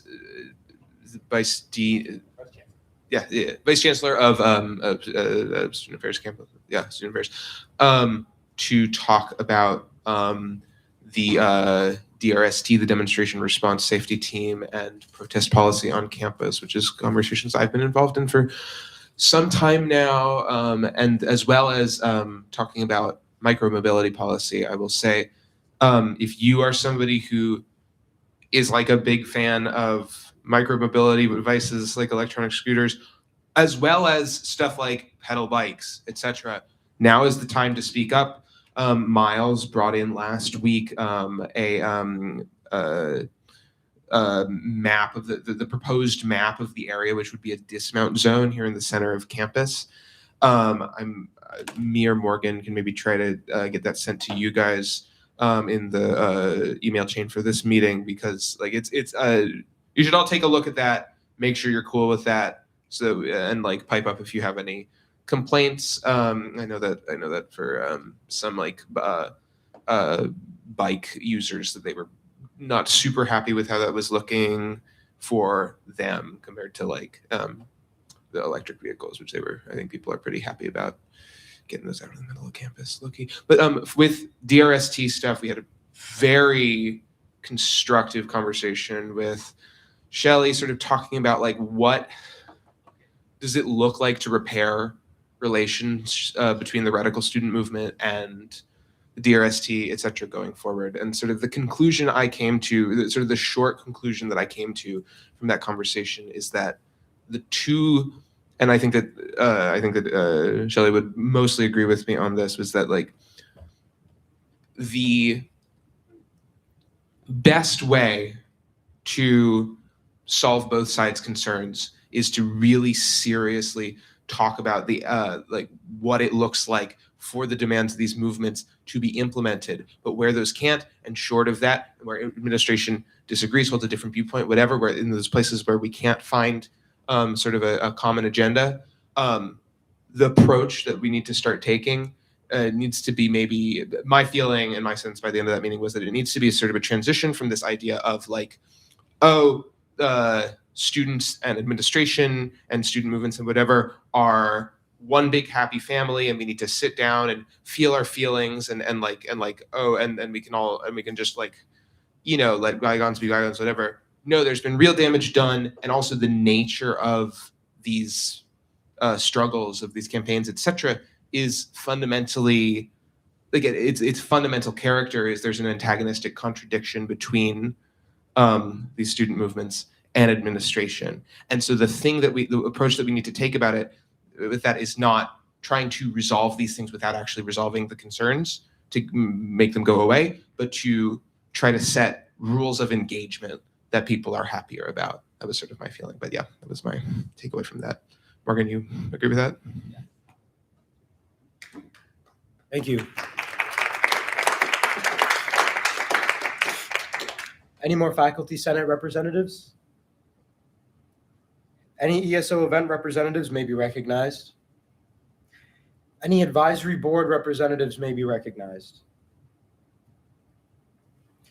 Does any committee chair wish to make a verbal report out? Chair Trong, you're recognized. I'll keep this brief.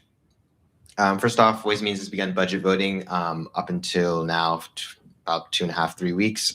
We have about 200 plus requests we need to go through. So I please ask that you give all our committee members leeway in terms of if you're asking them to do any things with that, as budget voting is a #1 priority to get ready for the S1.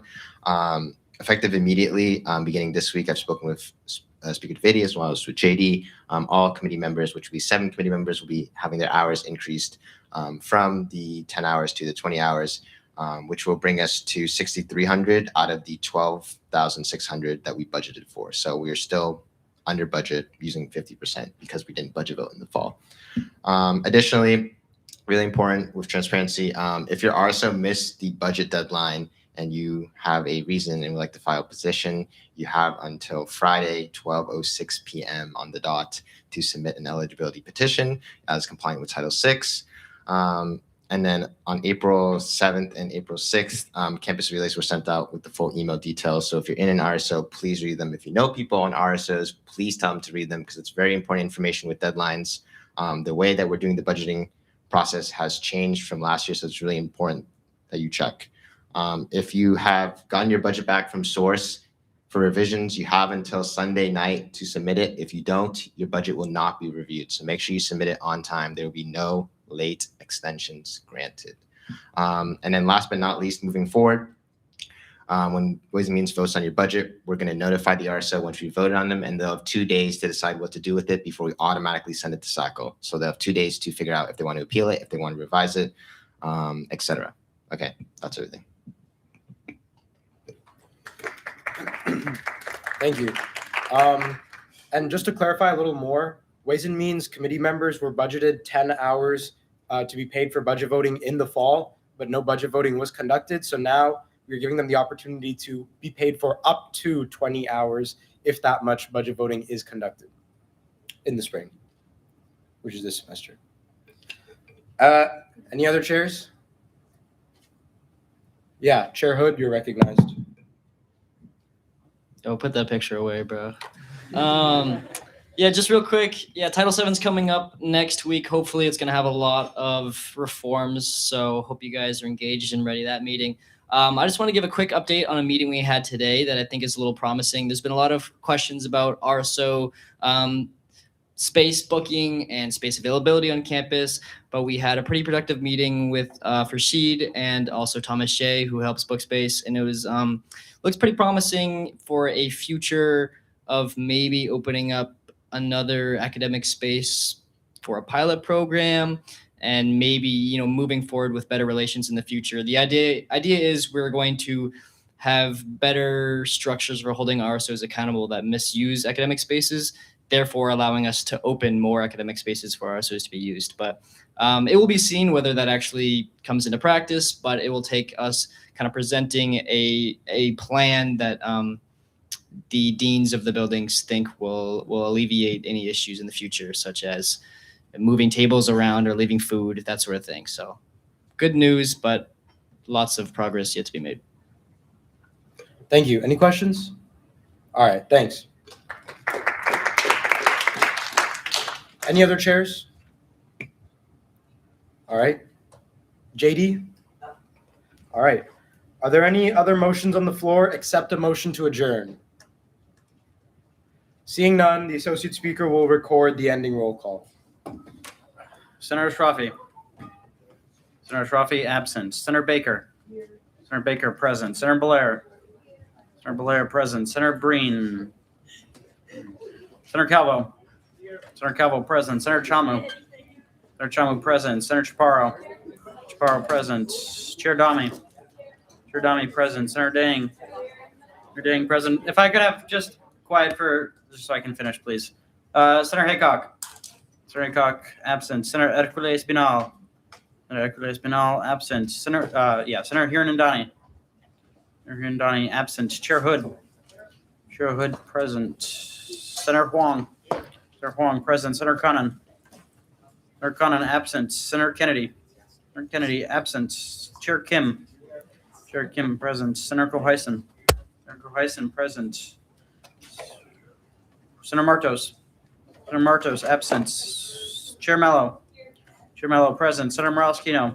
Morales-Kino, present. Senator Nalibo. Senator Nalibo, absent. Chair Nguyen. Chair Nguyen, absent. Chair Onyeka. Chair Onyeka, absent. Senator Rieptel. Senator Rieptel, present. Senator Reeb. Senator Reeb, present. Senator Rogers. Senator Rogers, present. Senator Siegel. Senator Siegel, present. Senator Sun. Senator Sun, present. Chair Seversky. Chair Seversky, present. Senator Tacky. Senator Tacky, present. Senator Tick. Senator Tick, absent. Senator Torngrip. Senator Torngrip, present. Chair Trong. Chair Trong, present. Senator Volotka. Senator Volotka, present. Senator Valencia Gallego. Senator Valencia Gallego, present. Senator Vender Wilson. Senator Vender Wilson, absent. Senator Verma. Yeah, we got it. Senator Verma. Senator Verma, present. Senator Walker Hoover. Senator Walker Hoover, present. Senator Wu. Senator Wu, present. Senator Golu. Senator Golu, absent. The chair will entertain a motion to adjourn. Is there a second? All those in favor of adjourning, please say aye. Yeah, I think so. Those opposed say no. Those abstaining say abstain. In the opinion of the chair, the ayes have it. The Senate stands officially adjourned until April 15th. Good night, everyone.